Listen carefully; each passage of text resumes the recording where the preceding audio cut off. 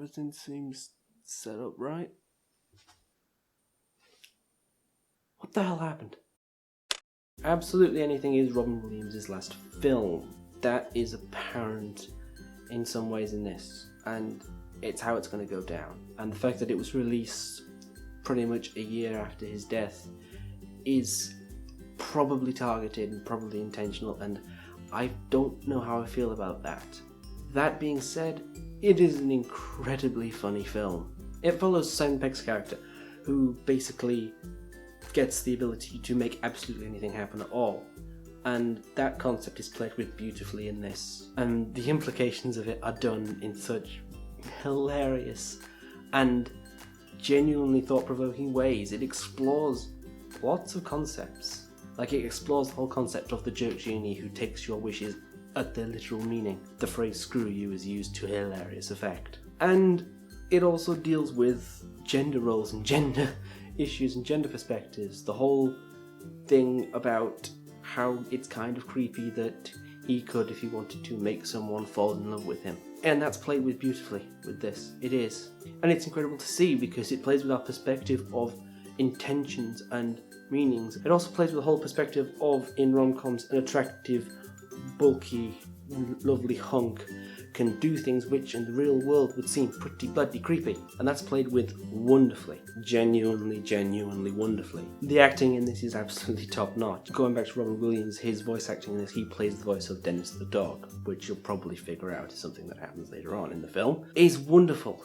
He does an amazing job with this. And there's a really nice touching bit at the end as the credits roll, where it shows him in the recording booth recording the lines, and you just think, yeah, that's why we loved him, because he could do that, and he could do it wonderfully, and that's what made him so great. His comedic ability was and I think is unparalleled in what he did. He did it incredibly well, and he did it, unfortunately, literally up to his dying day. Everybody else in this is great. It's a host of British comedic talent. You've got Simon Pegg. Eddie Izzard is in this. Which should be reason enough for you to go and see it, because he's hilarious. He has a slightly minor role, but he pulls off every scene beautifully. Joanna Lumley's in this. Again, she's in a minor role. Joanna Lumley is in a minor role in a film with Eddie Izzard, who's also in a minor role. That's weird, but it works, and she does the role wonderfully. Everybody does. Everybody in this is great. Everybody in this pulls off their lines exactly as they need to. This film is quintessential British humour. And if you want to understand British humour, this is one of those films which you have to see to figure it out. And it does it. It executes it beautifully. And it's hilarious to watch. I was on the verge of putting myself in the theatre, I'm not going to lie, because it was just that goddamn funny. I haven't laughed, I hadn't felt that good about a film, particularly a comedy, in a long time. And I probably won't for a while again, because it's just really good. It's a stunning comedy executed beautifully. Okay guys, thanks for watching. Sorry my throat's been a bit froggy, I've had a bit of a going on, but hopefully it should be alright for next week, where I'll be reviewing Paper Towns, which, yes, it's not even out here yet. I'll be reviewing that.